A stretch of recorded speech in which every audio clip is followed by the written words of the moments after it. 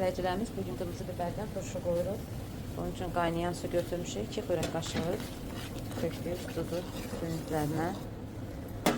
Üzərinə 1 xörək qaşığı qara istiyor tökülür, qarışıq istiyor. Bir də lavrullis və şüyt yarpağı. Bu təmizlədiyimiz biberləri də əlavə edirik suya. Hardasa 1-2-3 dəqiqə boşalması lazımdır ki, bankaya yığaq.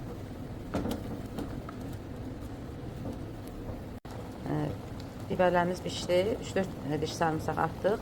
Üzərinə də 1 dolu stəkan sirkə tökdük. Yəni mən bunu 2 kilo biberə qarışıqlıq elədim. 1 xörək qaşığı da şəkər tozu əlavə edirik. Qaynayan biberlərimizi yığırıq bankalara. Üzərinə də hərəsinə 3-4 balaca kəsik sarımsaq yığırıq. Sonuçta suyunu üzərinə tökürük və üzərinə hərəsinə 1 xörək qaşığı yağ atıq. Yağı içərisinə də töküb qaynada bilərsiniz. Bu cür bizə daha dadlı gəldiyi üçün belə edirik. Yağla qaynamağını istəmirik.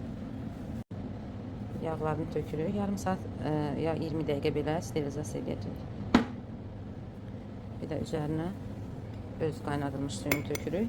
Dəfnə yarpaqlarını tökmürük çünki yoxladıqca acılaşır. Orqanizmə çox ziyan olduğu üçün onları tökməliyik, amma çürük yarpaqlarını tökmüşük içərisinə.